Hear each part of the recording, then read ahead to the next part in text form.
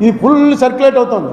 ఇది అబద్ధం అయితే వెంటనే దాన్ని బ్యాన్ చేయాలి, వెంటనే చర్య తీసుకోవాలి. ఆంధ్రాలో 12.54 ఎక్కువ పెట్టారని చెప్పి అంటుంటే చంద్రబాబు నాయుడు గారు ఇందులో ఎక్స్పర్ట్. ఎందుకంటే ఫస్ట్ ఆయన ఈవీఎంలు తప్పు అని చెప్పింది ఆయనే. ఆయన దీన్ని క్లియర్ చేయవలసినటువంటి అవసరం ఉంది. లేదా ఓట్ ఫర్ డెమోక్రసీ వాడు బోగస్ వాడు ఉత్తినే ఏవో పెడుతుంటాడు. నేను చూశాను వాళ్ళ పేర్లు, అందులో ఎవరెవరు ఉన్నారని. వాళ్ళంతా చాలా పెద్ద రిప్యూటెడ్ ఫెలోసే. మరి ఎందుకు అలా పెడుతున్నారని. ఇంకో విషయం, నిన్న బాలినేని అతను వేసినటువంటి పిటిషన్లో ఇప్పుడే దేశాయ్ గారు పంపారు నాకు.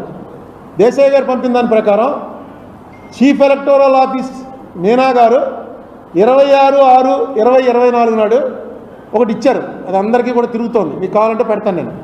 దాంట్లో ఆయన చీఫ్ ఎలక్షన్ ఆఫీసరు ఆయన ఏమి ఇచ్చాడు, ఇవన్నీ కూడా కౌంటింగ్ అయిన 10 రోజుల్లో మొత్తం డిస్ట్రాయ్ చేయమన్నారు. అప్పుడే 20 రోజులు అయింది, 26వ తారీఖున ఇచ్చాడు ఆయన. అప్పుడే